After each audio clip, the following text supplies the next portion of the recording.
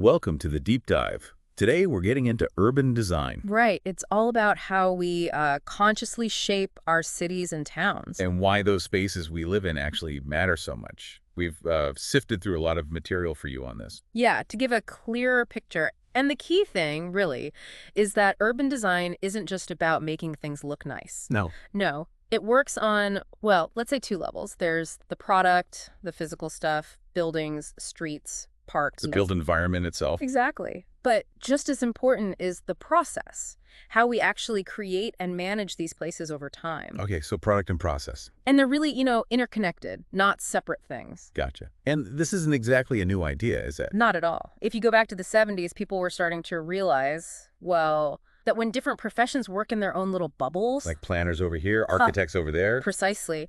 The quality of the places we live in suffered. So there was this push for a more holistic view. Thinking about the whole place. Yeah, the character of a place, environmental quality and planning, architects looking beyond just their specific building lot. Thinking contextually. Right. And that led to groups forming, like the Urban Design Group, the UDG, in the UK back in '78. UGG, okay. What was really forward-thinking about them was they deliberately included everyone who affected urban spaces. Engineers, developers, planners, landscape architects. So basically, if your work shapes the city, you're involved in urban design. In essence, yes, that was the idea. Okay, so let's dig into how it's actually practiced. Our research pointed to a couple of main types. First, there's urban development design, sometimes called place design. Right. That's often led by architects, maybe working with landscape architects. It's tied closely to the actual, development process. And it focuses on a specific site, or maybe a whole neighborhood. Yeah, usually site or neighborhood scale. It could be like an all-of-a-piece design or just situations where there's a lot of design coordination. Okay. And the second type, That's public realm design. Also a kind of place design. but involving more people. A wider group, yeah. Engineers, planners, landscape people, architects. But the challenge here, sometimes, With that? well, the quality of our public spaces, streets, parks, squares can suffer because decisions aren't always coordinated between all these different players. Falling through the cracks a It bit. can happen, yeah. Now, thinking about what shaped our cities. Modernism. You can't really ignore its influence, can you? Absolutely not. It was a huge movement, really reacting against the conditions in those 19th, early 20th century industrial cities. So what did they reject? Fundamentally, they rejected the traditional urban forms, the low-rise streets, the squares, the defined city blocks that had been the norm for centuries. Interesting. Why? What was the alternative? Well, the modernists wanted rational layouts. Think slab blocks, point towers, often set in parkland, free-flowing space around the buildings. For light and air, you mentioned. Exactly. Maximizing light and air was a key driver, moving away from perceived density and darkness. And even though modernism came from that specific time, its ideas still echo today, right? No, definitely. Contemporary designers might use new materials, fancy computer software, but you can often still see that modernist sensibility, that approach to space and form. Okay, let's zoom out a bit. How have cities themselves evolved over time? We can kind of see three main eras. First, cities were basically marketplaces, centers for trade. Then industry took over. Right, centers of industrial production. And now we're largely in an era of services, consumption, and the knowledge economy. Makes sense. Yeah. But why did cities form in the first place? What was the original need? It was pretty fundamental stuff. Security, trade, access to information, pooling resources for big efforts, sharing tools, things you needed concentration for. And communication. Crucially, yeah. Initially, it required face-to-face contact. That physical closeness fostered a whole sociocultural dimension. Many argue that's the real essence of the urban... Like Oldenburg's idea. Exactly. He talked about the importance of public gathering places, third places for relationships, human contact. That's the promise of the city, as he put it. But things look different now. Our sources talk about these dispersed landscapes driven by consumption. Yeah, one description I liked compared it to a Kino game card. Development just pops up here and there, seemingly randomly. Like isolated islands of activity. Sort of. Often disconnected from what's around them, lacking those conventional centers, but maybe connected electronically. It's a very different pattern. And those electronic connections, digital networks, their impact has been massive, hasn't it? Comparable, some argue, to big infrastructure changes in the past, like sewers or electricity or transport. How so? By loosening the ties of space and time, we don't have to be in the same place at the same time anymore for many activities. Remote work, asynchronous communication. Like sending an email versus having a meeting. Exactly. The face-to-face meeting is intense, high quality maybe, but expensive travel time, office space. The email is convenient, cheaper, even though you're separate. And this affects where people live, too. There's this re-urbanism trend mentioned, especially in the U.S. Right. A fifth migration, some call it.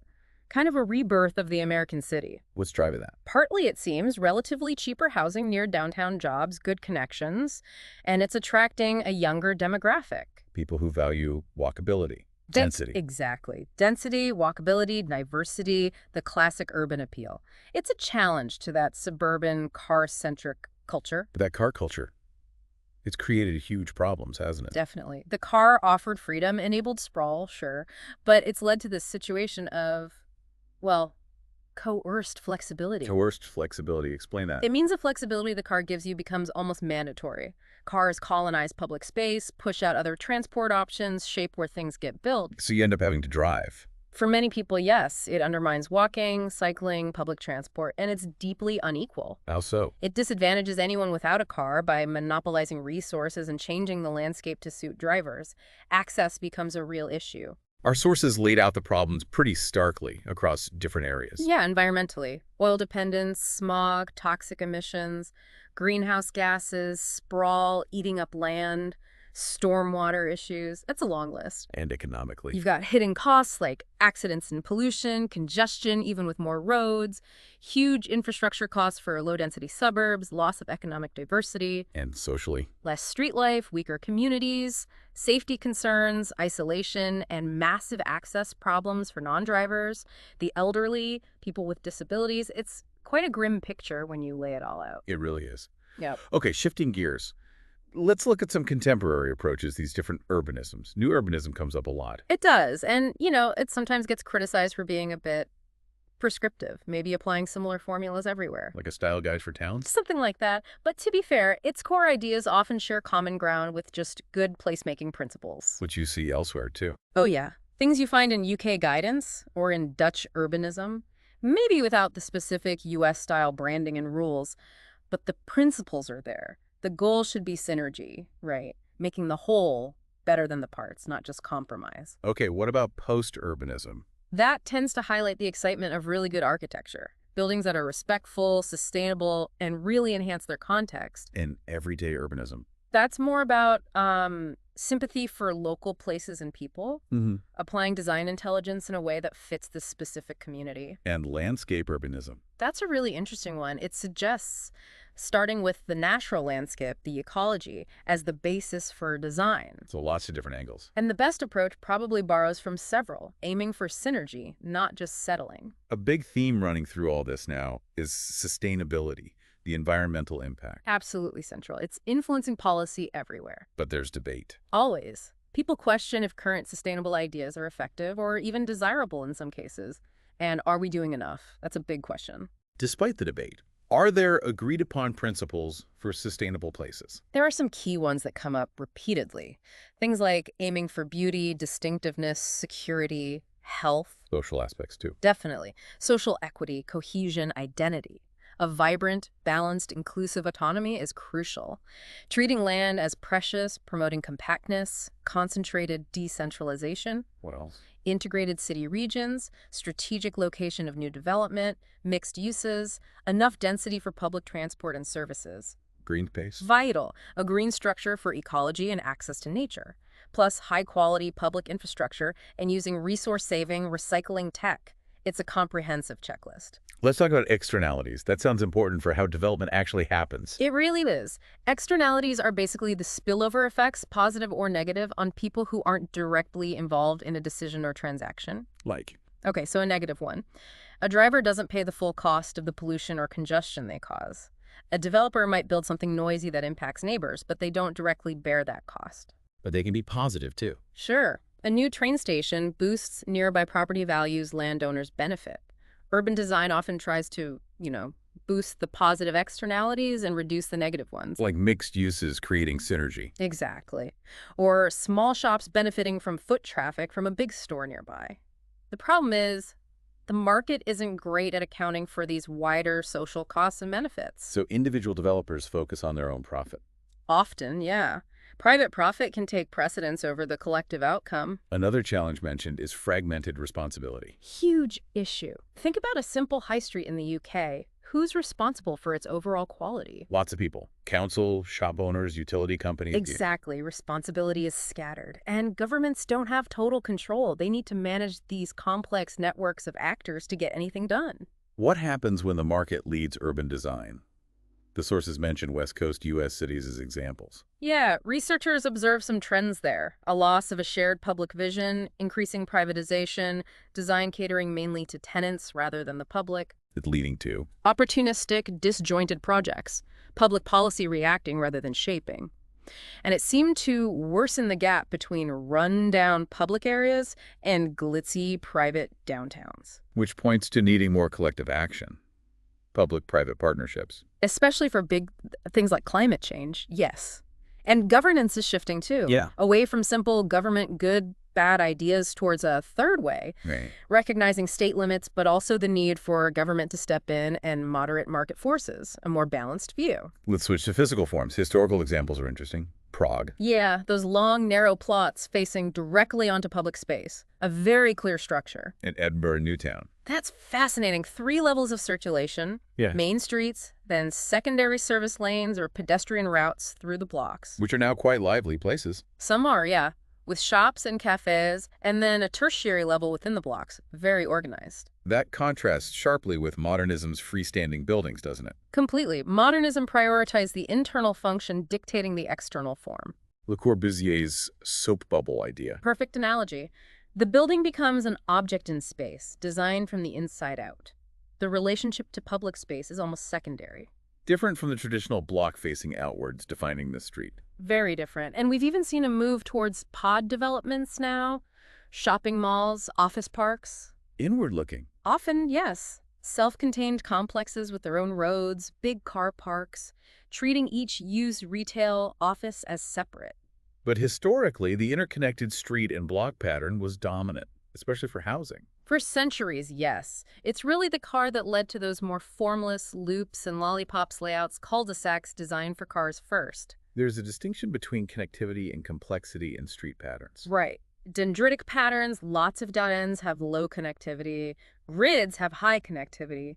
But grids can vary in complexity, regular versus irregular. And now there's a renewed interest in designing the space between buildings, creating defined blocks again. Definitely. It's a reaction against those object buildings and pods. The idea is the whole place should be more than just the sum of its parts. And connected streets and blocks go together. Generally, yes. As the sources say, a block arises from connected streets, and a perimeter block happens when buildings clearly define those streets.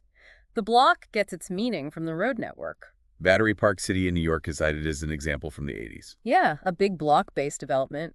Regular street grid extending the city's pattern, uniform building lines. Seen as a step up from modernism, but maybe something to build upon, not just copy. Are there downsides to large blocks in modern development? There can be. Single ownership might mean less diversity. Large increments can lead to repetition. Retail units might be too big for small businesses. Solutions. Maybe encouraging multiple developers per block. Smaller development phases. Planning for a range of unit sizes, including tiny spaces for micro-retail. What about the front-back idea in buildings? That naturally pushes towards perimeter blocks. You get clear public and private sides, flexibility for different densities, and crucially, a public facade that defines the street socially. And it helps create connected streets. But we face challenges today like homogeneity of use, privatization of public space. Big challenges, leading to exclusion. So a key goal for sustainable design is reintroducing diversity and choice. How? Mixed uses, mixed tenure housing, removing access barriers, designing for walking, supporting character diversity. And you need the right physical structure for that, more like a connected web or lattice, not a dead-end tree structure. Buildings also have symbolic meaning, don't they? Absolutely. They reflect power, who gets to shape the environment. Is that meaning straightforward? Often not today. It's multi-layered, ambiguous. Think of Laswell's signature of power strategies of awe, like intimidating buildings, or admiration, like diverting spectacular designs. This connects to sense of place or genius loci. Yes, moving beyond just the physical to the spirit of a place, its ongoing story.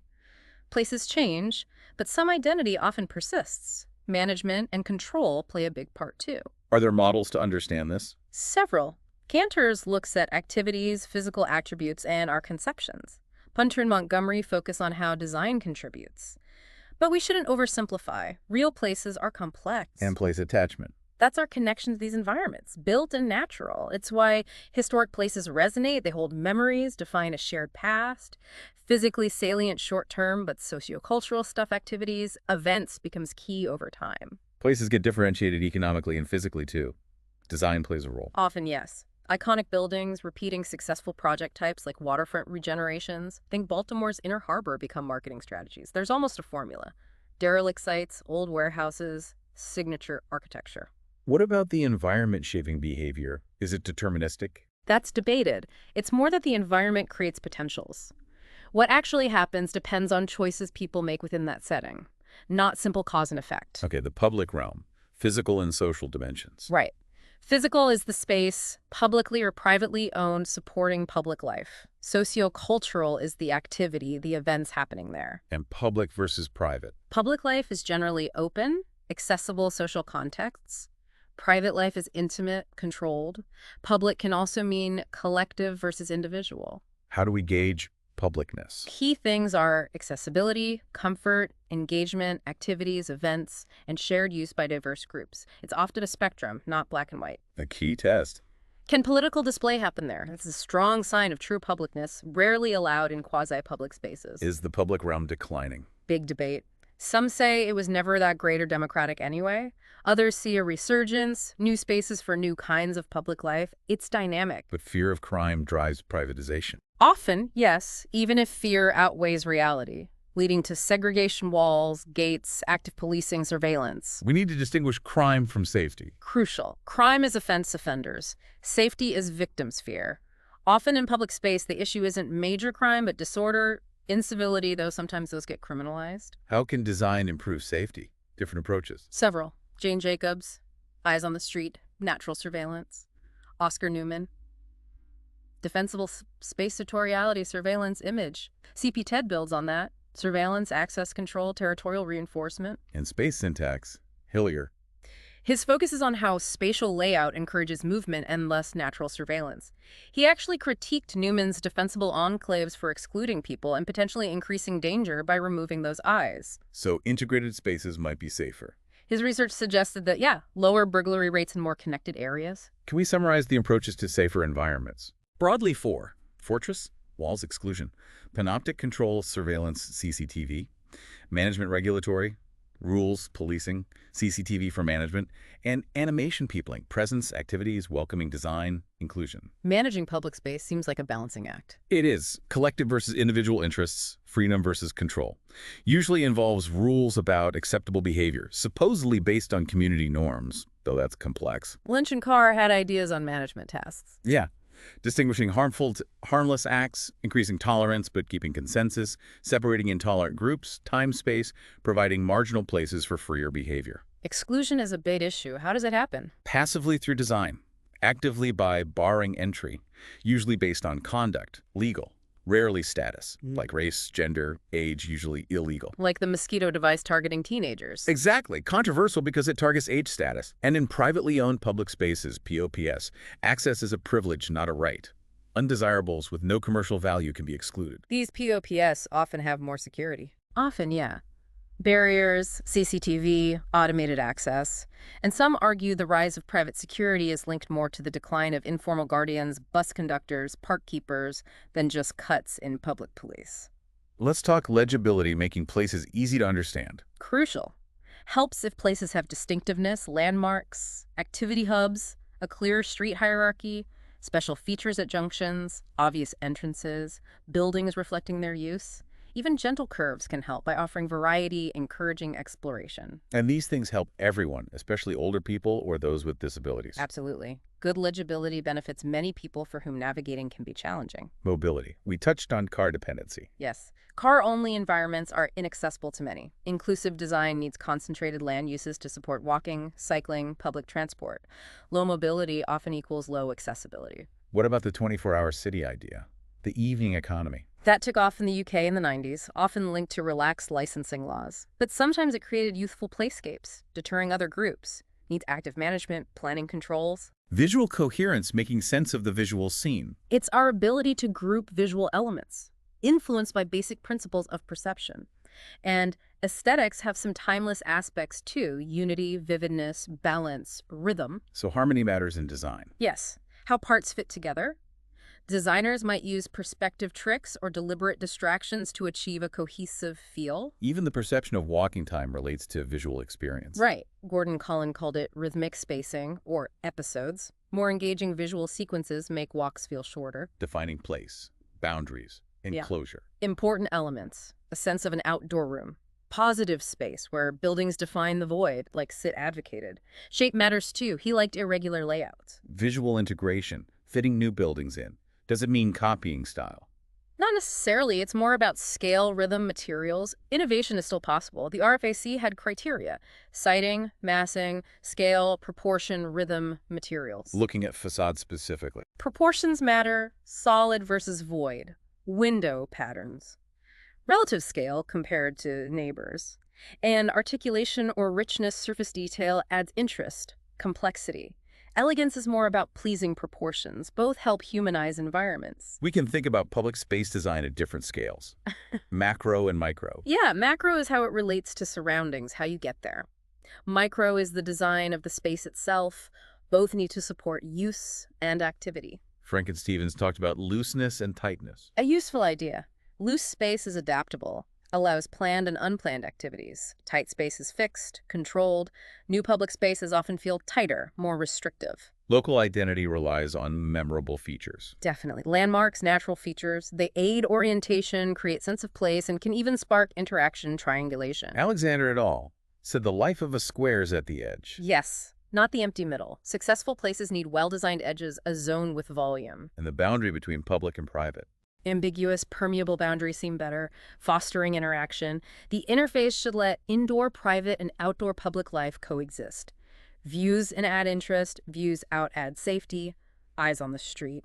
Lots of active doors is a good sign. Blank facades or bad. Really, yeah. Yeah. Dead-end street life can attract graffiti. Think about residential design.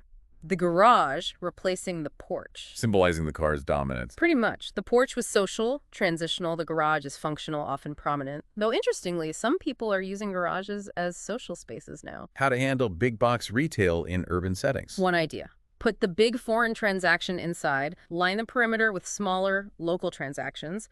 For offices, active ground floor uses are key. Mixed uses, horizontal and vertical. Right. Different uses side by side or stacked in one building, lots of benefits claimed. Like what? Social, interaction, diversity, services, integrated housing. Economic, viability, infrastructure savings. Transport, supports public transport, less car use. Environmental, energy efficiency. Less resource use, less pollution, preserves open space. But there's tension between promoting density and people's preferences. Often, yes. Higher density is generally seen as sustainable, but people worry about congestion, pollution, losing historic fabric, or just don't like it. Which highlights the need for climate-sensitive design. Absolutely. Responding to local and global climate, traditional design often did this well, using passive systems. Modern construction, cheap fuel, active systems broke that link. The international style also spread designs inappropriately between climates. So good design balances defining space with light and air. Yes, achieving visual, social, functional, and environmental goals all at once. Wind is a big factor. Huge. Affects comfort, usability, entrances, activities. Wind tunnel tests are often needed, especially for tall buildings. And natural light. Shapes character, usability, aesthetics. Different orientations give different light qualities throughout the day: shadows, color, intensity. We keep coming back to cars undermining design. It's a recurring theme. Lowering speeds helps. Post-war pedestrian vehicle segregation often created bad pedestrian routes. Car-free areas have mixed success depends heavily on the mix of uses and activities. Walkability needs destinations nearby, the pedestrian shed. Right. A 5-minute walk radius is a common benchmark. Locate key things within that shed, maximize homes inside it. Tools like the amenities distance wheel or walk score help measure it. Time is also a factor in space use. Yes. Monofunctional areas are time specialized. Even residential areas vary depending on who lives there. Retired people versus commuters. Historic environments. Yeah. Conservation versus preservation. Conservation allows change while respecting character. Preservation aims to keep things as they are. Different approaches prioritize different things: fabric, spatial character, visual character. Gentrification. Complex issue. Any solutions mentioned? Duane suggested building more new traditional areas to reduce scarcity pressure on old ones. Effectiveness debated. Others suggest managing it. Selective public buying, affordable housing incentives, equity schemes, so existing residents benefit from rising values. Not easy fixes. Marshall suggested an evolutionary approach to city development. Yeah. Make each step viable now. Small steps. Don't suppress novelty, ditch failing models, devolve decisions. Adaptability. What drives private developers? Key things: investor-occupier needs, flexibility, buildability, cost efficiency, visual impact, management issues. And Madanapour noted a disconnect between developers and locality. Because development companies got bigger, more complex. Focus shifted to exchange value, profit, over symbolic value, prioritizing investors-occupiers over the wider community. Development value isn't evenly spread. No. It can float over an area, but settle specifically. First movers capture a lot. Infrastructure and planning rules shift value around, too. How can landowners influence future development? Conditions on land sales covenants, design frameworks, or leasing instead of selling gives them a long-term interest in quality and tenants. Finance influences design, too. Commoditization. Definitely. Standardizing real estate for Wall Street, short-term thinking, can lead to architectural dumbing down, less innovation. Public subsidies are used. Often, yeah. Low-interest loans, grants, joint ventures, aims to make desirable but marginal projects happen, give public agencies leverage on design, but subsidies might just inflate land prices. The public sector sets the rules, negotiates planning gains. Yes, the policy framework. Planning gains open space, infrastructure cash offset public costs, sometimes fund future needs. Different actors have different priorities regarding quality. Leads to conflict and negotiation. Gaps between producers, developers, and consumers, users. Where does the urban designer fit? How is place quality valued over time? How to bridge those gaps? Coercive regulation, remunerative, financial incentives for quality, normative, fostering a desire to do better. And resource efficiency, using energy materials wisely, is key for sustainability, affecting buildings and travel patterns. Tech exists to do better. Can designers persuade developers to do better? They can try to influence by arguing it's in the developer's self-interest. Better returns, faster sales, cost savings, using site features well. What do communities want? Security, cultural vitality, less pollution stress, better quality of life, inclusive public space, equity, civic pride, sense of place, higher property prices maybe. Research tries to value good design to encourage investment. How to achieve integration, join things up, different approaches. Top-down, public authority control. Collaborative, voluntary, stakeholder agreement. Community-led rules, generative urbanism, bottom-up.